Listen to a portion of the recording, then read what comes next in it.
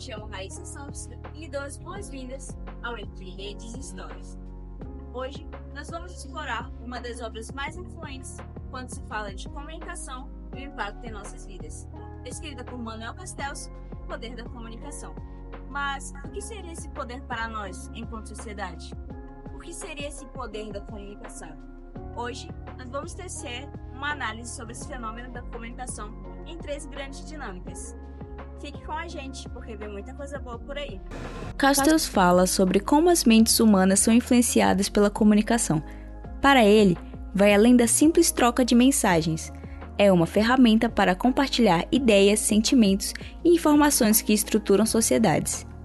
Seja verbal ou não verbal, ou escrita, a comunicação é essencial para o desenvolvimento individual e coletivo. Fazendo uma relação, o poder acaba intrinsecamente ligado à comunicação, pois é através dela que normas e valores são estabelecidos, desafiados e transformados. Imagine o seguinte cenário: uma prateleira de supermercado cheia de garrafas de água. Entre elas, há uma marca local, sem rótulo chamativo, sem embalagem especial, praticamente ignorada pelos consumidores. Essa marca tem qualidade, mas sem comunicação permanece invisível. Dessa vez, a marca decide se comunicar de forma diferente, criando um vídeo simples mostrando que sua água vem de uma fonte local, sustentada por práticas ambientais responsáveis. Elas mostram cenas de crianças brincando perto da fonte e entrevistam moradores que dependem dessa água para viver. A campanha vai além. Ela conecta a escolha do consumidor à ideia de contribuir com a preservação ambiental. Cada garrafa comprada ajuda a proteger nossas fontes de água para as futuras gerações. Notou a mudança de valor? A comunicação tem um poder fenomenal. Ela molda comportamentos. O poder dado à publicidade não está apenas em vender um produto, mas em enquadrá-la dentro de um contexto social e emocional que acaba cativando o público. Atualmente, vivemos a famosa era digital, o que Castells denominou como a sociedade em redes. Essas redes surgem com a globalização, mas também se intensificam principalmente com os avanços tecnológicos. As pontes agora conectam o mundo, uma sociedade global interconectada onde as redes desempenham um papel crucial. Pense na facilidade que é fazer uma breve pesquisa, ler sobre a obra que estamos abordando ou assistir a algum conteúdo relacionado. Surge então um novo paradigma social. Antes mediado pela tecnologia, agora a tecnologia torna-se a própria base da informação. Você não acha curioso e até mesmo assustador esse tipo de poder? Imagina algo tão banal como as redes sociais, por exemplo, ser capaz de criar um pensamento coletivo que direciona e ainda controla as ações humanas?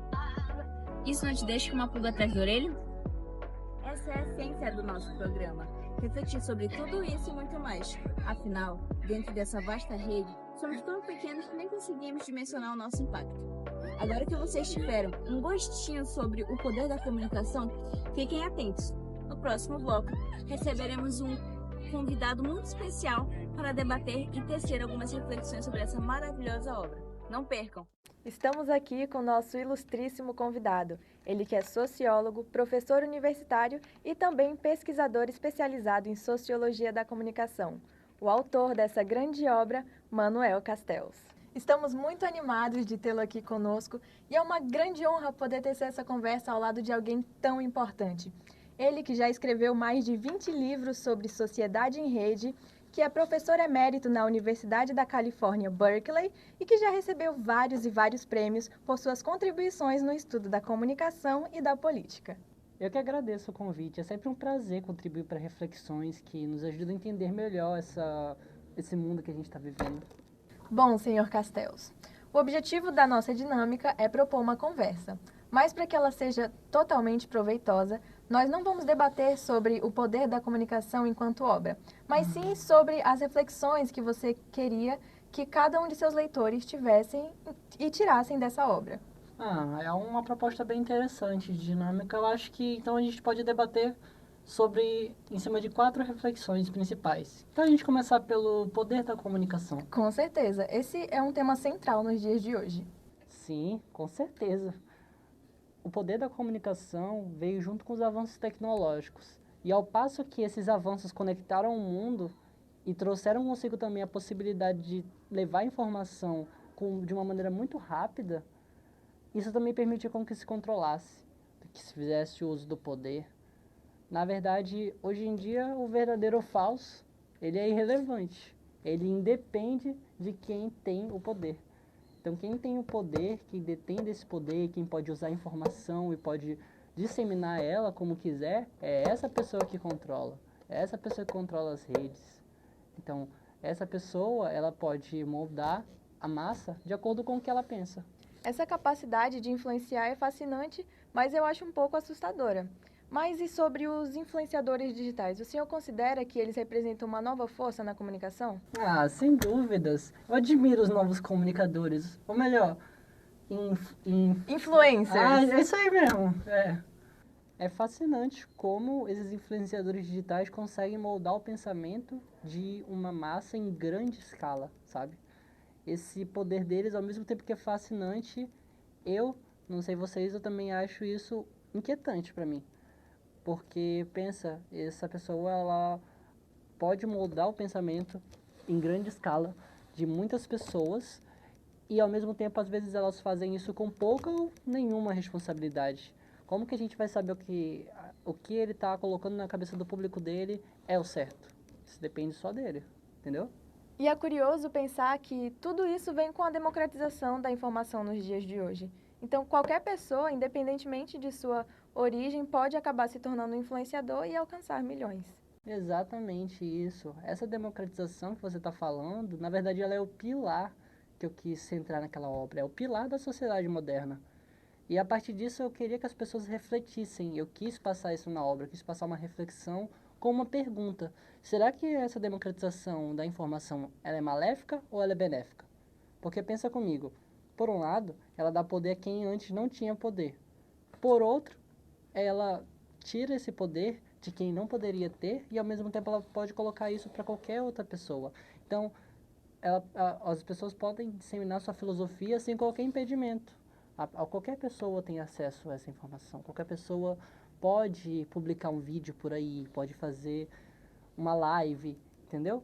E aí, a partir disso, ela pode gerar desinformação, ela pode gerar extremismo ou manipular algum tipo de narrativa.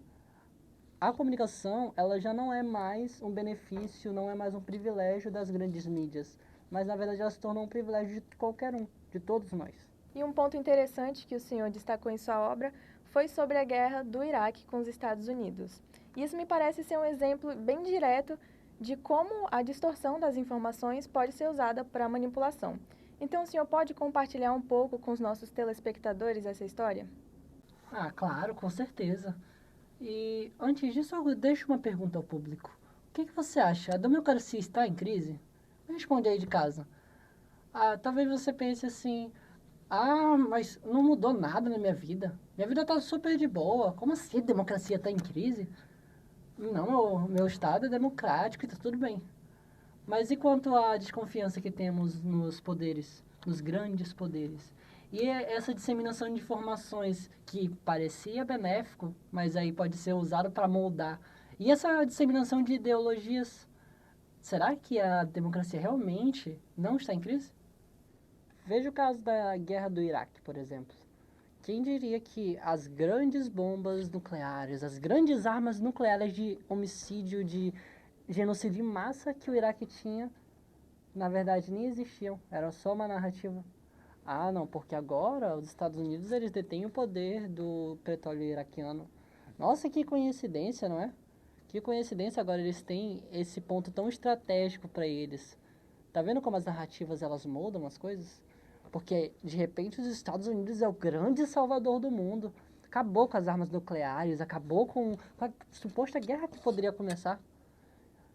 Na verdade, essas narrativas elas só geram mais medo, só geram mais insegurança na sociedade, entendeu? Por isso que o poder que é passado por essa informação, a informação ser disseminada, ela se torna um meio de controlar, um meio de ter esse poder. E como isso se relaciona com os grandes líderes controlando narrativas? Isso mexe diretamente com a cultura, né? Sem dúvidas. Isso não mexe só na cultura dos indivíduos, mas também no seu cognitivo e emocional. E é um dos 4 últimos pontos que eu queria abordar, um dos 4 últimas reflexões. Como que a comunicação ela é um pilar quando se diz influência na cultura e nos valores, na crença e nesses valores. E, através disso, ela consegue fazer com que narrativas se tornem grandes e poderosas. Isso é especialmente visto em campanhas políticas, no período eleitoral. Uma mentira que ela é dita várias vezes, ela acaba se tornando uma verdade. E isso permite com que essa verdade seja um pilar para manipular, para mexer na percepção das pessoas, mexer na crença dessas pessoas. E a partir disso, a gente nota que na sociedade que a gente vive, isso se tornou muito preocupante, porque as pessoas não se fazem o trabalho, não se dão o trabalho de refletir sobre as verdades que elas estão absorvendo, não se dão o trabalho de questionar, não se dão o trabalho de fazer essa autorreflexão. E é exatamente por isso que a nossa conversa é tão importante e é tão essencial nos dias de hoje. Nós precisamos estimular e incentivar toda essa análise crítica e esse questionamento sobre as informações que consumimos. Todos deveriam questionar o que consomem. Na verdade, isso é o papel de cada um que está nessa democratização, porque todo mundo tem acesso. Isso não quer dizer que você precisa se tornar um revolucionário, um influenciador, não. Isso é só você não entrar no mito da caverna, você não enxergar as sombras como se fossem verdades, você ir atrás de questionar o que está consumindo. Na verdade, isso deveria ser o pilar de quem está nas redes, de quem está dentro dessas redes. E é sobre enxergar além das aparências, questionar o que é apresentado. E esse é o legado que eu queria deixar, sabe, para a futura geração, com minha obra. O questionamento do que é apresentado, fazer uma reflexão, tecer uma reflexão sobre o que você consome. Isso é realmente muito inspirador e eu fico muito feliz em poder contribuir com essa conversa. Eu que agradeço o convite para fazer essa reflexão e que ter esse momentinho bom. Infelizmente, nosso tempo está chegando ao fim, mas a nossa conversa foi extremamente enriquecedora. E antes de finalizar, você gostaria de deixar algo para o público? Sim. Eu gostaria de deixar uma pergunta para o público que está acompanhando a gente, tudo bem? Até que ponto você, aí de casa, está se questionando sobre as narrativas que consomem diariamente? Já parou para fazer essa reflexão? Será que o que você está consumindo, essas narrativas, elas refletem a realidade? Ou, na verdade, elas são só um espelho para algo maior? Excelente reflexão. Muito obrigada, Sr. Castells, por essa conversa tão rica. E com isso, damos continuidade ao nosso programa com uma das últimas dinâmicas que preparamos para vocês. Não saia daí! Nesse momento, vamos explorar como as redes de comunicação impulsionam movimentos sociais e culturais. Lembra que elas são apresentadas como o alicerce da sociedade? Agora, sabemos que elas moldam as relações de poder e possibilitam a transformação social. Hoje, acompanharemos 2 histórias que ilustram o poder de reprogramar redes para transformar realidades. Nossa primeira personagem é Carla, uma jovem que vive em uma comunidade carente e encontrou nas redes sociais uma forma de resistir ao abandono ambiental e, com isso, reprogramar sua realidade. Carla cresceu em uma área afetada pela poluição, abandonada pelo poder público. Inspirada pela esperança de mudança e melhoria, buscou compartilhar vídeos e histórias em suas redes sociais, mostrando o precário estado de sua comunidade e como afeta a vida dos moradores da região. Sua meta era mobilizar a comunidade para agir. No início, a resposta foi tímida. Poucos acreditavam que uma jovem poderia liderar uma transformação tão grande. Mas, com persistência, Carla conseguiu engajar seus vizinhos, atraindo voluntários e pequenas doações para iniciar um mutirão de limpeza e reflorestamento. Eu percebi que algo precisava ser feito. Foi quando eu comecei a utilizar as redes sociais para ampliar minha voz como gerador de visibilidade e repercussão. Hoje nós temos diversas áreas verdes, onde antes só havia poluição. Tia Duda, como é mais conhecida, é uma professora de geografia apaixonada pela educação. Ela percebeu que muitos jovens em sua cidade enfrentavam dificuldades para acessar conteúdos educativos. Em vez de depender apenas de plataformas digitais, ela decidiu criar um projeto presencial com debates e oficinas que engajasse os moradores e promovesse o aprendizado coletivo. A iniciativa começou com poucos participantes, mas rapidamente cresceu à medida que Duda utilizava elementos da cultura local para atrair mais pessoas. Ela organizava debates sobre temas como sustentabilidade e cidadania, baseados em contextos regionais, conectando os jovens com questões globais, mas com um olhar local. Sempre acreditei que a comunicação não depende apenas da internet. Para mim, o diálogo em espaços comunitários pode ser tão poderoso quanto qualquer outra rede digital, além de ser ótimo estar reunida com esse povo alegre. As histórias de Carla e Eduarda mostram duas faces do poder da comunicação. Enquanto Carla utiliza redes digitais para mobilizar ações ambientais, Duda resgata o diálogo presencial para transformar sua comunidade. As duas mostram muito bem o conceito de reprogramação das redes proposto por Castells, a capacidade de redefinir conexões sociais e culturais para criar mudanças significativas. Castells nos ensina que a comunicação é a base da sociedade em rede, mas também uma ferramenta poderosa para desafiar o status quo. As histórias de Carla e Eduardo mostram que esse poder está em nossas mãos, seja no digital ou no espaço local. Cada conexão, cada diálogo pode transformar a realidade. E você, como está utilizando as suas redes digitais, sejam elas locais ou digitais, para criar um impacto positivo? Reflita sobre isso e compartilhe sua ideia. Até o próximo programa!